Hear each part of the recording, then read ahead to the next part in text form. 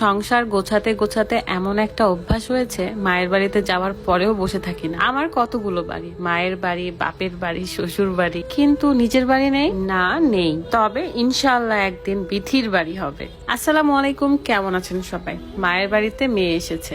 আমার আবার ঘর দোর এলোমেলো থাকলে একদমই ভালো লাগে না, যদিও কেউ আমাকে একটা কাজও করতে দিতে চায় না। কিন্তু ওই তো, আমি মেয়ে মানুষ, কাজ পড়ে থাকলে সেটা দেখে আমি বসে থাকতে পারি না। কি জানি, হয়তো এটা অভ্যাসই হয়ে গেছে। অনেকেই বলে, আপু আপনি এত কাজ পারেন? হ্যাঁ আপু, আমি কাজ পারি। সকালবেলা ঘুম থেকে উঠতে লেট হওয়ার কারণে বিছানাপত্র নিজে নিজেই গুছিয়ে নিলাম। তারপর হুট করে মনে হলো আমার তো চা খেতে হবে, যেটার কারণে এখনো আমি স্লিম আছি। কোনো মতে বেডরুমটা পরিষ্কার করে চলে গেলাম অফিস রুমে, কারণ চায়ের বোতলটা আমি অফিস রুমে রেখেছিলাম। নিতে গিয়ে দেখি লিচু ছিল, তারপর আমি লিচু একটা টুক করে নিয়ে নিলাম। যদিও খালি পেটে লিচু খাওয়া ঠিক না। যাই হোক, চলে আসলাম রান্নাঘরে চা বানাতে। এখানে এসেও আমি চুলাগুলো পরিষ্কার করতেছিলাম। যদিও মায়ের বাড়িতে সবাই স্লিমিং টি খায়, তাই জন্য নতুন কৌটাই ছিল, তো সেখান থেকে আমি বানাবো। বানানো খুবই সহজ। 1 কাপ গরম পানির মধ্যে 1 চামচের মতো স্লিমিং টি পাউডার দিয়ে 3-4 মিনিট জাল দিলেই হয়ে যায়। অনেকেই বলে, আপু আমার ডায়াবেটিক্স আছে, আমি কি খেতে পারবো? হ্যাঁ আপু, আপনার যদি ডায়াবেটিক্স থাইরয়েড থাকে তাও আপনি খেতে পারবেন, কারণ এটা একদমই